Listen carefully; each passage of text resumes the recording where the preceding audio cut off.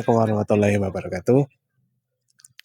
Perkenalkan kami dari kelompok 4 yang akan membahas tentang bagaimana sih peran kesultanan ataupun keraton dalam menghadapi dominasi kolonial pada waktu itu. Nah, untuk itu ikuti terus perjalanan kita. Nah, perkenalkan terlebih dahulu, nama saya adalah Galang Bersaji yang akan membimbing kalian untuk menyaksikan video.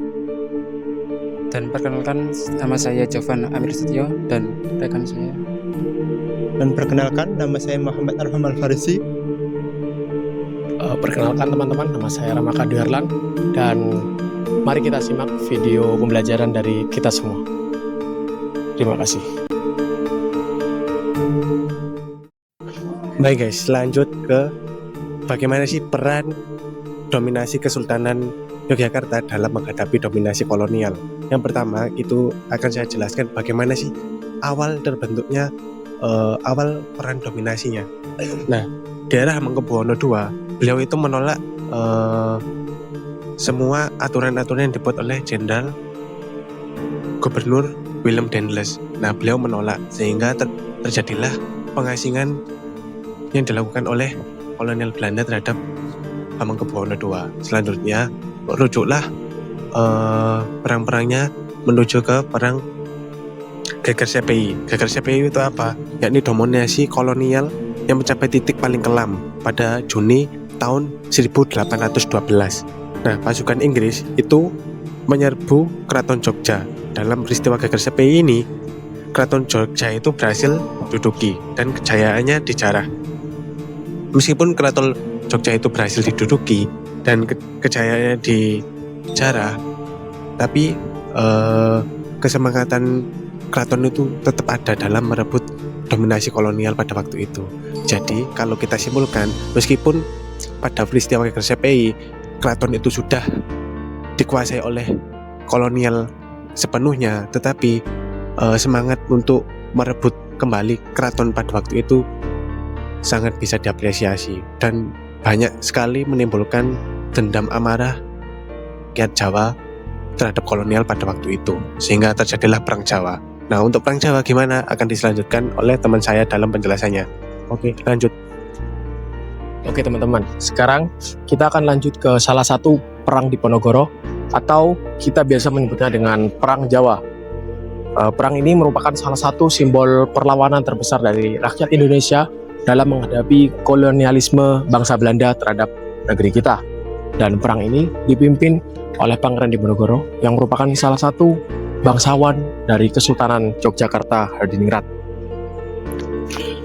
Dan perang ini bermula ketika Belanda memasang patok tanpa izin yang melewati makam leluhur Diponegoro, sehingga dianggap sebagai sebuah penghinaan terhadap adat dan budaya Jawa, sehingga memicu kemarahan rakyat. Selain itu, Belanda ini terlalu ikut campur dalam urusan keraton serta memajaki rakyat Indonesia. Dalam perjuangannya, Pangeran Diponegoro menggunakan strategi perang gerilya atau perang secara sembunyi-sembunyi. Adapun perjuangan Pangeran Diponegoro ini didukung oleh rakyat desa pada saat itu dan juga para ulama setempat, sehingga Pangeran Diponegoro tidak berjuang sendiri melainkan berjuang dengan bantuan masyarakat sekitar. Akibat strategi yang dijalankan oleh Pangeran Diponegoro ini, Belanda mengalami kerugian yang sangat besar, baik dari kekurangan jumlah pasukan maupun berkurangnya jumlah harta mereka.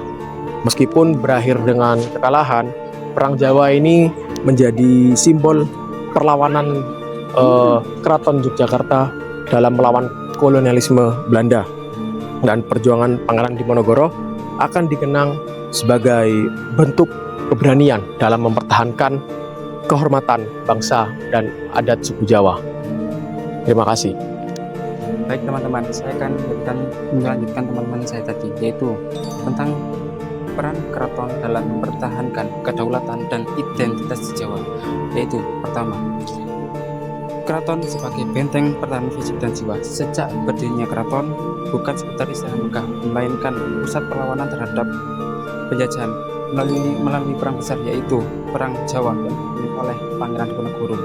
Keraton membuktikan bahwa kedaulatan tanah air itu bukan hanya soal kebutuhan wilayah, tetapi upaya menjaga kehormatan dan tatanan moral masyarakat Jawa agar tidak hancur oleh serangan asing. Kemudian peran keraton dalam melawan melalui budaya dan tradisi.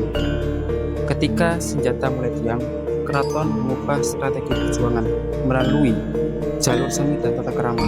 Dengan melestarikan batik, tarian, dan bahasa, keraton memastikan bahwa identitas bangsa itu tetap ada dan kuat meski secara politik ditekan oleh kolonial.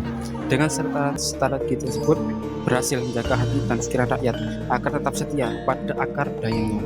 Kemudian pada waktu itu penjajahan tidak pernah benar-benar bisa menguasai jati diri manusia Jawa. Kemudian keraton sebagai simbol persatuan dan pengabdian untuk Indonesia.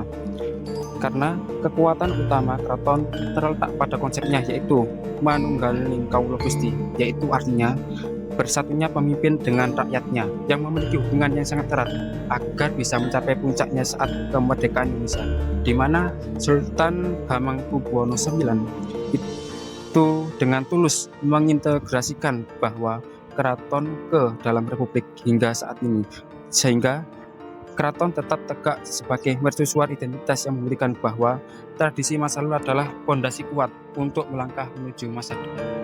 Saya akan melanjutkan yaitu strategi diplomasi Keraton Yogyakarta dengan kolonial. Keraton Yogyakarta Hadiningrat memiliki strategi diplomasi yang sangat penting dalam menghadapi kolonial Belanda dan VOC.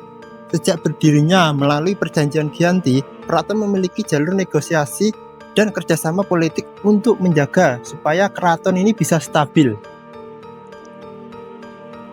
Sri Sultan Hamengkubuwono I yang saat itu menjabat sebagai sultan menggunakan metode pendekatan diplomasi agar keraton tetap memiliki kekhususan internal meskipun berada di bawah pengaruh Hindia Belanda.